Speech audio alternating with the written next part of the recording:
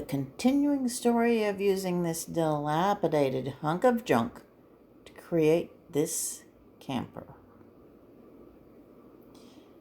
The story so far. I naively thought it wouldn't take much work to renovate this camper until I started finding rot and ended up with a bare trailer and a roof suspended on braces. By the time snow came, the frame was built and weather tight. I celebrated Valentine's Day with a toast lounging in the camper framework.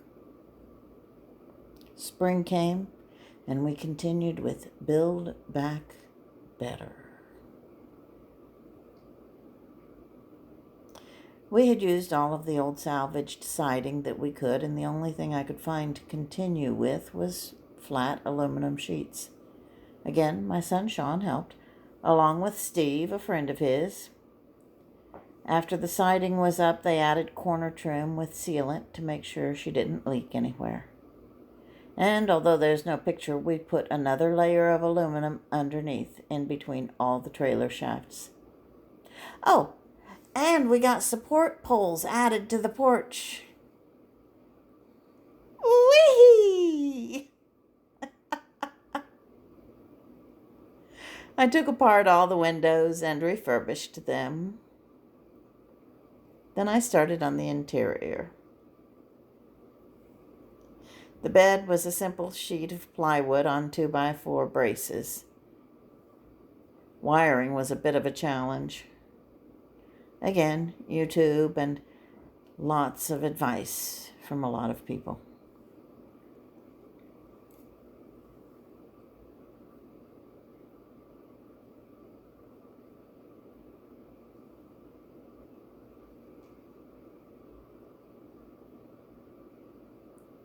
And help from my friend Richard, who came from England for a visit and was drafted.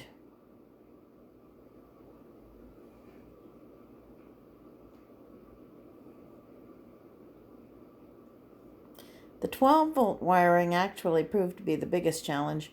The entire wiring harness had to be replaced, and after 3 failures, I finally called Ford, and a very kind tech talked me through the whole thing. She was finally ready to use. A little rough, maybe. And notice that spiffy plywood door with a 2x4 handle with a cool rope locking system. But she passed the State Patrol inspection, and I was ready to go camping. The friends I was camping with named her Redneck Nightmare. Now let me pause a little bit and give you some details. The inside was not finished at all. The outside was rough, the inside was rougher. There were no walls or ceiling.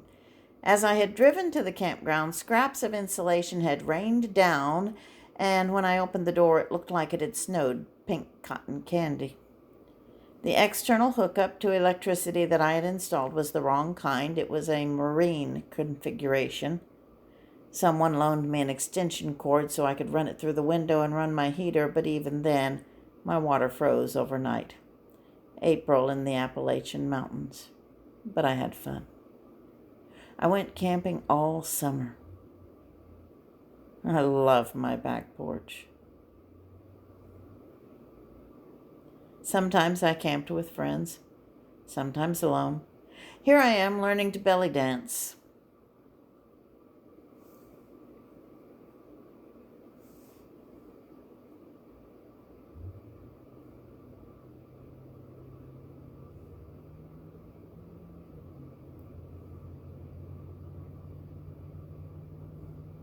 Finally got some exterior paint on her.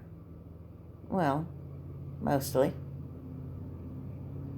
Stay tuned for next week's episode, Furnishing the Interior, and please fix that paint job.